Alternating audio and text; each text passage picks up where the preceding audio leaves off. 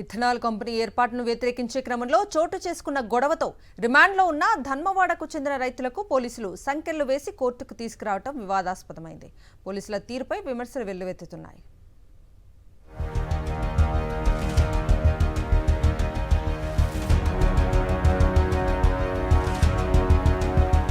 గద్వాల జిల్లా పెద్దదన్వాడ గ్రామంలో Gayatri renewable online industries company ethanol company నిర్మాణానికి శ్రీకారం చుట్టింది. దీన్ని ప్రజలు అడ్డుకునే క్రమంలో తీవ్ర ఉద్రిక్తత చోటు చేసుకుంది. దీంతో 41 మంది రైతులపై రాజోలి పిఎస్లో కేసులు నమోదయ్యాయి. అందులో 12 మంది రైతులను ఈ నెల 5న గద్వాల కోర్టులో హాజరుపరచగా రిమాండ్ విధించారు. వీరికి సంబంధించి బుధవారం వాయిదా ఉండడంతో అలంపూర్ కోర్టులో హాజరుపరిచారు. అయితే రైతుల చేతులకు సంకెళ్లు వేయడంపై తీవ్ర విమర్శలు వ్యక్తమవుతున్నాయి. అన్నం పెట్టే రైతన్నలు అలంపూర్ కోర్టుకు సంకెళ్లతో హాజరవడం, రైతుల చేతులకి కరడుగట్టిన నేరస్తుల తరహాలో సంకెళ్లు వేయటం ఏమిటంటూ పలువురు ఆగ్రహం వ్యక్తం చేశారు. కొందరు ఈ దృశ్యాలను సోషల్ మీడియాలో పోస్ట్ చేయడంతో వైరల్గా మారింది. ఆ తర్వాత మీడియాలో కథనాలు రావడంతో తెలంగాణ వ్యాప్తంగా ఈ అంశం చర్చనీయాంశమైంది. ప్రజా సంఘాలు, రాజకీయ పార్టీలు రైతులకు మద్దతుగా నిలిచాయి. దీంతో రాష్ట్ర ప్రభుత్వం దీన్ని సీరియస్గా తీసుకుంది.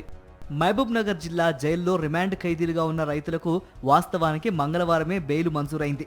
రైతులు ఒకవైపు కోర్టుకు వాయిదాకు హాజరు కాగా, మరోవైపు వారి బెయిల్కు సంబంధించిన జామీన్ల ప్రక్రియ కొనసాగింది. చివరకు బుధవారం రాత్రి రైతులు బెయిలుపై విడుదలయ్యారు.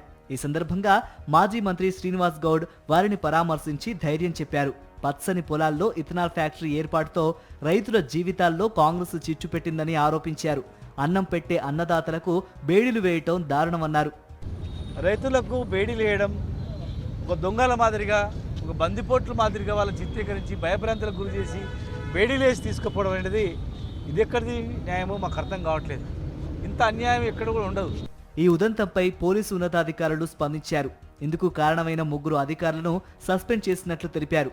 రైతులను జైలు నుంచి కోర్టుకు తీసుకొచ్చే క్రమంలో పోలీసు ఉన్నతాధికారుల సూచనలు పాటించకుండా విధుల పట్ల అజాగ్రత్తగా, నిర్లక్ష్యంగా వ్యవహరించిన సంఘటనలో ఆర్ఎస్ఐ, 2 ఏఆర్ఎస్ఐలను సస్పెండ్ చేశారు.